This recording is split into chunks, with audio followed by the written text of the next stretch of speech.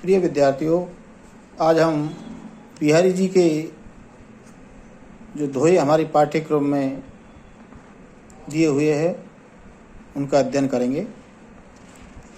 बहके सब जिए की कहे तो ठोर कुठोर लखे नो छिन और से ए छवि छाके नैनो। कोई सखी नायिका से कहती है कि तुम्हें अपना जो अनुराग है उसे छुपाए रखना चाहिए। प्रेमोन्मत्त तो नहीं रहना चाहिए। तब वह नायिका सखी से कहती है कि ये मेरे जो नेत्र है वो उस नायक की रूप मदिरा से, उसके रूप सौंदर्य से छक गए हैं, अति मदमस्त हो गया है। तो ये छवि छाके नैनो, ये छकी छाके नैनो, ये मेरे जो नेत्र है ये उसके छवि रूपी मदिरा से, उस नायक की छवि रूपी मदिरा से मस्त हो गए हैं। उस मदिरा का पान करके मदमस्त हो गए हैं, छक गए हैं। इसलिए ठोर कुठोर लखीनो, इन्हें उचित और अनुचित का विचार इन्होंने छोड़ दिया है और ये बह गए हैं।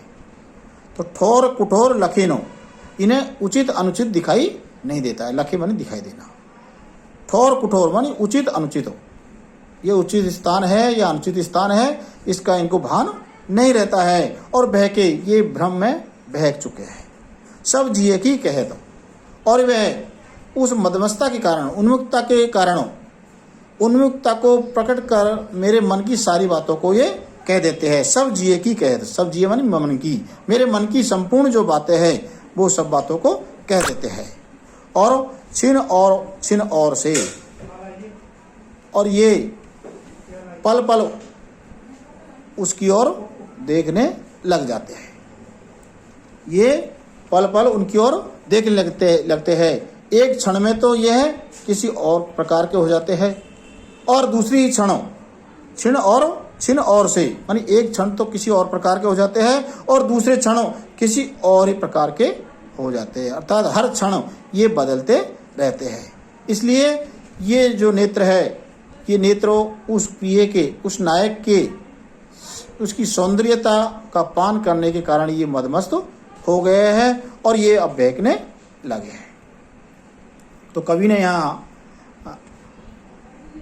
उदाहरण के माध्यम से समझाया है कि जिस प्रकार व्यक्ति मदिरा के पान से उन्मुक्तता में व्यक्ति अपने हृदय की संपूर्ण जो भावना है, सब बातें हैं, वो उगल देता है और उसे लोक मर्यादा का ध्यान भी नहीं रख पाता है।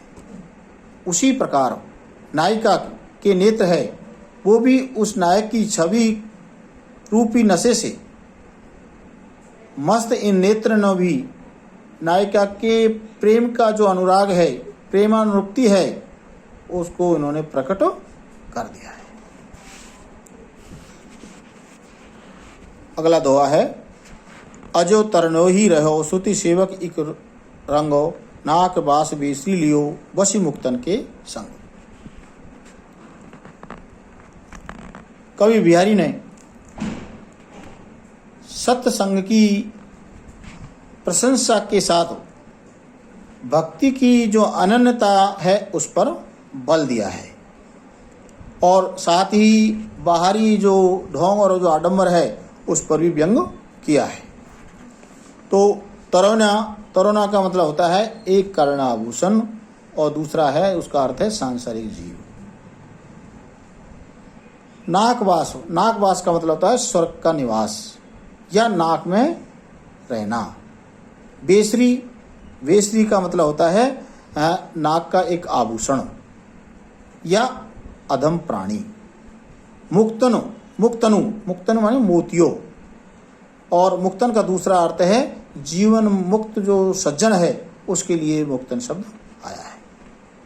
तो कवि बिहारी एक वर्णन कर रहे हैं कि अजो तरुणा ही रहो श्रुति सेवक एक रंग हो, कि तरुणा मान कान का जो आभूषण है को संबोधित करते हुए कह रहे हैं कि हे कर्णभूषण, हे कर्ण के आभूषण, तू भगवान के कानों की सेवा करते करते भी तू अब तक तरुणा ही रहा है। तरुणा मानी एक निकृष्ट संसारी जीव ही रहा है, एक संसारी जीव ही रहा है। तूने अब तक क्या है कि श्रुति सेवक हो, श्रुति मानी वेद शास्त्र आदि की जो है सुनते सुनते भी तू आज तक निकृष्ट ही रहा है।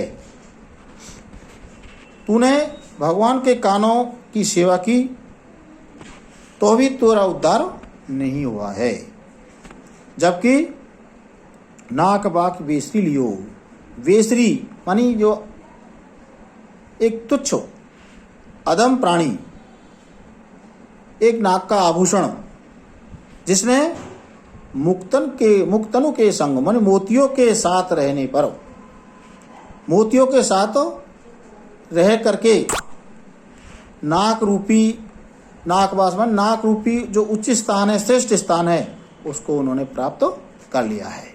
जबकि एक छोटा सा नाक का आभूषण है, लेकिन मोतियों के साथ रह करके उन्होंने उच्च स्थान को प्राप्त कर लिया है। अर्थात जो मुक्त जनू मानी जीवन मुक्त जो सज्जन व्यक्ति है, जो भक्त लोग है, उसकी संगति करते करते जो बेसरी मानी अधम जो नीच प्राणी है, जो अधम प्राणी है, उसने नाकवास मानी स्वर्ग को भी प्राप्त कर लिया है, अर्थात उसका उद्धार हो गया है। जबकि तुम वेद शास्त्र आदि का सेवन करते करते, उनकी चर्चाएं सुनते सुनते भी आज तक तुम अधम ही रहे हो, अर्थात तरुण ही रहे हो। दूसरा अर्थ यहाँ कवि ने लिया है कि कोई सगुण अपश्यक हो, सगुण की उपासना करने वाला किसी वैदिक भक्त का उपहास करते हुए कह रहा है कि तुमने अब तक वेद का या श्रुतियों का अध्ययन किया है, मानी श्रुति सेवक एक रंग हो, मानी तुमने वेद शास्त्र या श्रुति आदि का अध्ययन किया है, इस कारण तुम अब तक इस संसारिक व्यक्ति ही बने हुए हो। अब तक तुम तरुणा ही रहे हो, अर्थात अधम प्राणी ही बने हुए हो। तुम्हारे अध्ययन से तुम्हें क्या लाभ मिला है?